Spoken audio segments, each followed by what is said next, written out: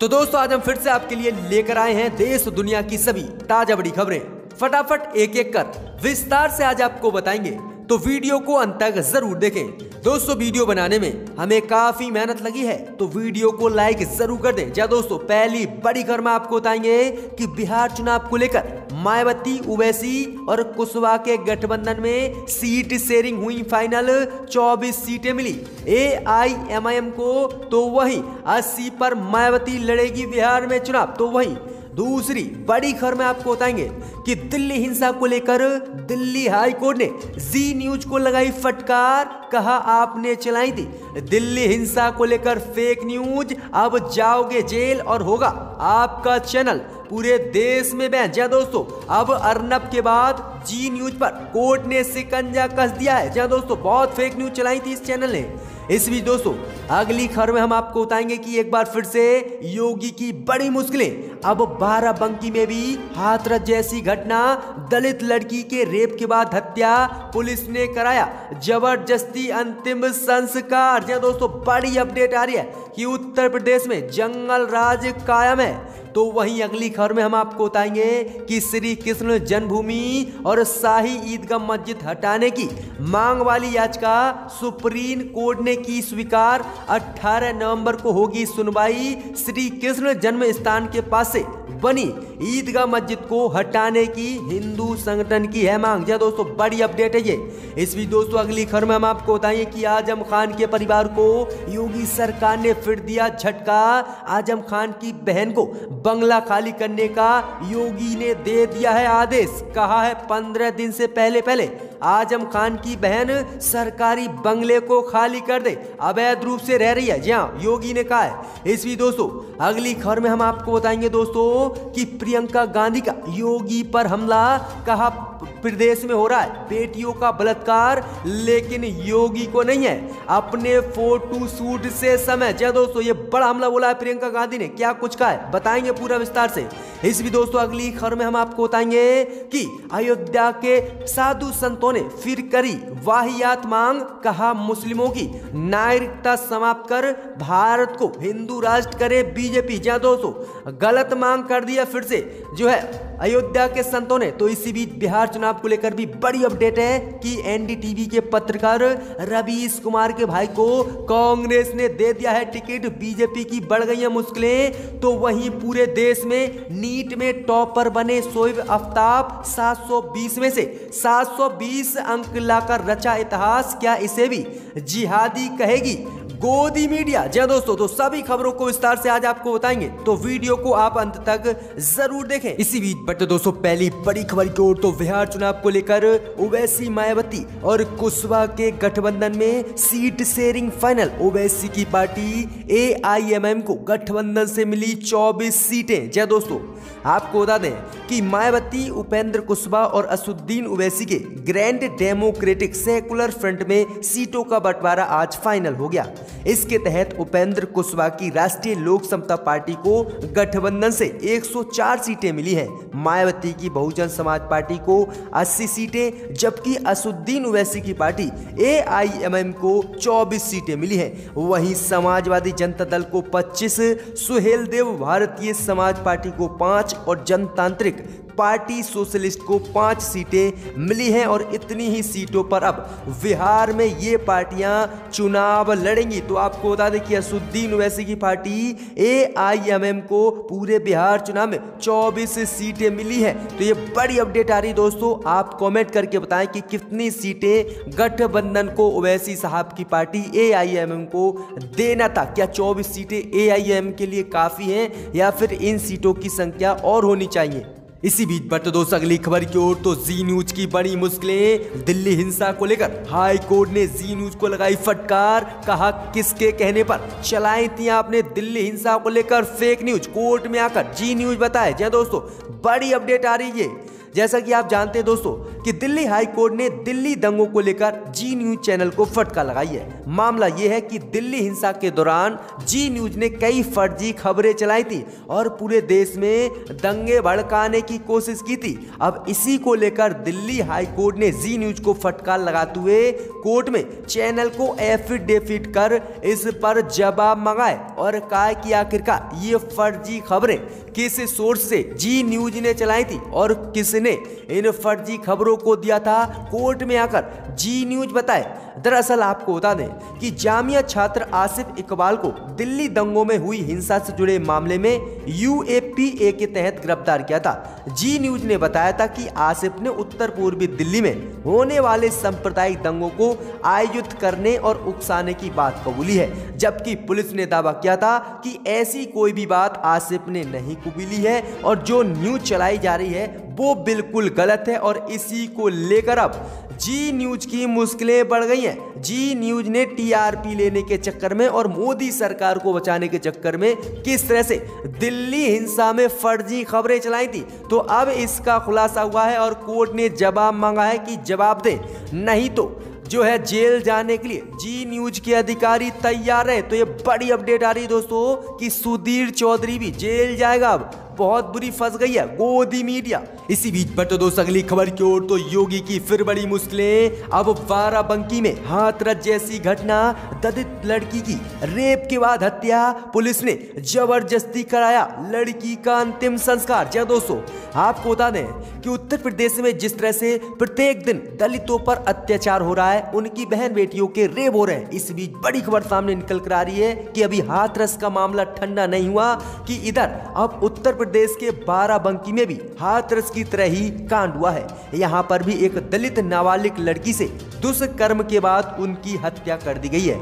इस मामले में पुलिस पर परिवार ने आरोप लगाया है कि पुलिस ने जबरदस्ती अनन फनन में लड़की का अंतिम संस्कार कर दिया है, जबकि पोस्टमार्टम रिपोर्ट नहीं आ पाई। वहीं आपको बता दें कि बताया जा रहा है कि दलित लड़की से रेप और उनकी हत्या की यह घटना बीते बुधवार की है।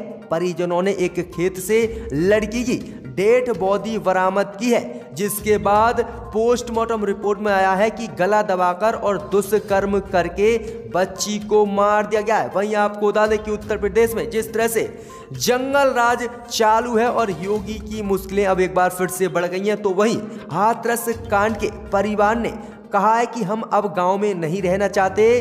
भाई ने कहा है कि मोदी सरकार और योगी सरकार हमें दिल्ली शिफ्ट करे। जहाँ दोस्तों ये बड़ी अपडेट आ रही है कि परिवार ने कहा है कि हमें योगी सरकार पर बिल्कुल भरोसा नहीं है। इसी बीच बट दोस्तों अगली खबर की ओर, तो श्री कृष्ण जन्मभूमि और शाही ईदगाह मस्जिद विवाद को लेकर कोर्ट ने स्वीकार की याचिकाएं। श्री कृष्ण जन्म स्थान के पास बनी ईदगाह मस्जिद हटाने की है हिंदू संगठनों की मांग। जहाँ दोस्तों आपको बता दें कि अयोध्या में बाबरी मस्जिद और राम मंदिर का विवाद खत्म हुआ कि हिंदू संगठनों ने देश में एक और विवाद खड़ा कर दिया है। जय दोस्तों आपको बता दें कि श्री कृष्ण जन्मभूमि और शाही ईदगाह मस्जिद विवाद में मथुरा की जिला जज की कोर्ट ने याचिकाओं को स्वीकार कर लिया है और कोर्ट इस मामले पर सुनवाई करने के लिए राजी हो गया है। वहीं आपको बता दें कि इसी मामले को लेकर 18 नवंबर को इसकी सुनवाई होगी। तो वहीं कोर्ट ने मुस्लिम और हिंदू पक्ष दोनों को ही नोटिस भेज दिया है और कोर्ट में 18 नवंबर को मौजूद रहने के लिए कहा है। इसका मतलब यह है कि अब इस केस में सुनवाई का सिलसिला शुरू होगा, जैसे अयोध्या में राम मंदिर और बाबरी मस्जिद का सिलसिला शुरू हुआ था। याचिका में हिंदू संगठनों ने मांग की है कि 1968 में जन्मभूमि को लेकर जो समझौता मुस्लिम पक्ष से हुआ था उसे रद्द किया जाए और वहां से शाही ईदगाह मस्जिद को हटा दिया जाए, क्योंकि वहां पर श्री कृष्ण पैदा हुए थे। इसी बीच बट दोस्तों अगली खबर की ओर, तो आजम खान के परिवार को योगी सरकार का एक और बड़ा झटका। बहन का बंगला खाली करने का योगी ने आदेश कर दिया है जारी। 15 दिन का बहन को दिया है आजम खान की समय। जय दोस्तों आपको बता दें कि उत्तर प्रदेश की योगी सरकार ने समाजवादी पार्टी के सांसद आजम खान को एक और झटका दे दिया है। आजम खान की बहन के नाम पर राजधानी लखनऊ की रिवर बैंक कॉलोनी में बंगले का आवंटन योगी सरकार ने आज रद्द कर दिया है। आजम खान की बहन नगद अफलाक को योगी सरकार ने 15 दिनों के भीतर बंगला खाली करने का आदेश दिया है। बंगला आजम खान की बहन को 13 साल पहले किराए पर दिया गया था, ये रद्द करने की कार्रवाई योगी सरकार ने कर दी है और कहा है कि बंगले में जो आजम खान की बहन रह रही है वह अवैध आवंटन के द्वारा रह रही है और ये अवैध रूप से रहा जा रहा है इतने दिनों से। तो योगी सरकार ने कहा है कि 15 दिन के भीतर आजम खान की बहन इस बंगले को खाली कर दे। इसी बीच बढ़ते दोस्त अगली खबर की ओर, तो अयोध्या के संतों ने फिर की वाहियात मांग, कहा मुसलमानों की नागरिकता समाप्त कर भारत को हिंदू राष्ट्र घोषित करे बीजेपी। जय दोस्तों, आपको बता दें कि जिस तरह से बीते दिनों अयोध्या में राम जन्मभूमि और बाबरी मस्जिद का विवाद सुलझा कि अब अयोध्या के साधु संतों ने एक बहुत ही वाहियात मांग मोदी सरकार से कर दी है। जय दोस्तों, आपको बता दें कि अयोध्या जिले की तापसी छावनी के महंत परमहंस दास और अन्य साधुओं ने 4 दिन से अनशन पर बैठकर मांग की है कि मुसलमानों की भारत में नागरिकता समाप्त कर भारत को हिंदू राष्ट्र घोषित कर दिया जाए। भाई आपको बता दें कि आगे इन साधु संतों ने मांग की है कि मुसलमानों को पाकिस्तान या बांग्लादेश भेजा जाए और पाकिस्तान बांग्लादेश के हिंदुओं को भारत लाया जाए। तो किस तरह की इन इतने पढ़े लिखे धर्म के गुरुओं को वाहियात मांग करते पर शर्म नहीं लग रही है? तो एक बार फिर से ये साधु संत देश में दंगे भड़का सकते हैं हिंदू मुस्लिम के, और ये बड़ी वाहियात मांग इन साधु संतों ने की है। इसी बीच बढ़ते दोस्तों अगली खबर की ओर, तो कांग्रेस पार्टी के वरिष्ठ नेता गुलाम नबी आजाद हुए कोरोना से संक्रमित, ट्वीट कर दी है जानकारी। जी दोस्तों, आपको बता दें कि कांग्रेस के वरिष्ठ नेता और राज्यसभा में नेता प्रतिपक्ष गुलाम नबी आजाद कोरोना महामारी से संक्रमित हो गए हैं और उन्होंने अपने आवास पर खुद को होम क्वारंटीन कर लिया है। उन्होंने शुक्रवार को ट्वीट कर ये जानकारी दी। उन्होंने कहा कि मैंने अपनी कोरोना महामारी की जांच करवाई जिससे मैं संक्रमित पाया गया और मैं घर पर ही खुद क्वारंटीन हो गया हूं। उन्होंने कहा कि पिछले कुछ दिनों में मेरे संपर्क में आए लोग अपने आप की जांच करवाएं और होम क्वारंटीन हो जाए। तो ये बड़ी अपडेट है। इसी बीच बढ़ते दोस्तों अगली खबर की ओर, तो प्रियंका गांधी ने यूपी में बढ़ रहे जंगल राज को लेकर योगी पर बोला हमला। कहा यूपी में बेटियों के हो रहे हैं बलात्कार लेकिन योगी को नहीं है फोटो शूट से फुर्सत। जी दोस्तों, आपको बता दें कि उत्तर प्रदेश के मुख्यमंत्री योगी आदित्यनाथ का एक फोटो शूट का फोटो पूरे सोशल मीडिया पर वायरल हो रहा है और उसमें योगी आदित्यनाथ फोटोग्राफर को पोज देते हुए नजर आ रहे हैं और ये फोटो शूट का सीजन है। अब इसी को लेकर प्रियंका गांधी ने योगी आदित्यनाथ पर हमला बोला। प्रियंका गांधी ने कहा कि प्रदेश में महिलाएं असुरक्षित हैं और प्रत्येक दिन महिलाओं के साथ बलात्कार और हत्या की घटनाएं हो रही हैं, लेकिन योगी आदित्यनाथ को इससे कोई चिंता ही नहीं है। योगी आदित्यनाथ तो अपना फोटो शूट कराने में व्यस्त हैं। वहीं प्रियंका गांधी वाड्रा ने ट्वीट कर बताया है कि यूपी में पिछले एक हफ्ते में महिलाओं के खिलाफ अपराध की संख्या 13 है। वहीं उन्होंने बताया है कि जिसमें 4 घटनाओं में पीड़िताओं की हत्या कर दी गई है और पीड़िताओं ने आत्महत्या कर ली है।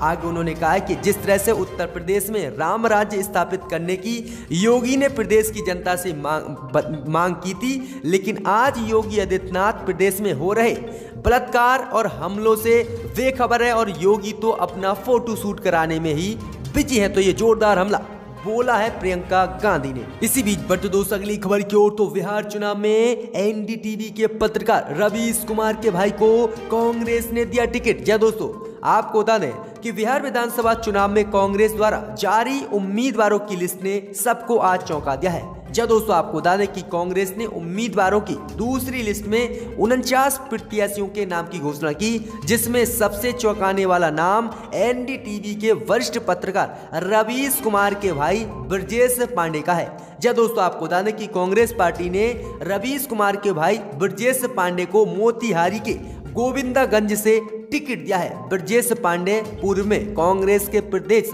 उपाध्यक्ष भी रह चुके हैं। तो वहीं गोविंदगंज से बीजेपी की ओर से उम्मीदवार उतारा गया है। तो वहीं आपको बता दें कि चिराग पासवान की पार्टी लोजपा ने भी अपना उम्मीदवार यहां से उतारा है। अब देखते हैं कि आगे क्या मामला निकल कर आता है। इसी बीच बढ़ते दोस्तों अगली खबर की ओर, तो देश में नीट टॉपर बने शोएब आफ्ताब 720 में से 720 अंक लाकर रचा इतिहास। क्या इसे भी जिहाद कहेगी गोदी मीडिया? जी दोस्तों, आपको बता दें ये बड़ी खबर सामने निकल कर आ रही है कि देश में भयानक फैली कोरोना महामारी के बीच भी national eligibility and entrance test यानी नीट में उड़ीसा के शोएब आफ्ताब ने पूरे देश में टॉप किया है। देश में शोएब आफ्ताब ने 720 में से 720 अंक लाकर देश में इतिहास रच दिया है और शोएब की रैंक पूरे देश में नंबर 1 आई है। उन्हें 99.99% अंक मिले हैं। नेशनल टेस्टिंग एजेंसी ने इसकी आधिकारिक घोषणा अपने वेबसाइट पर कर दी है, जिसके बाद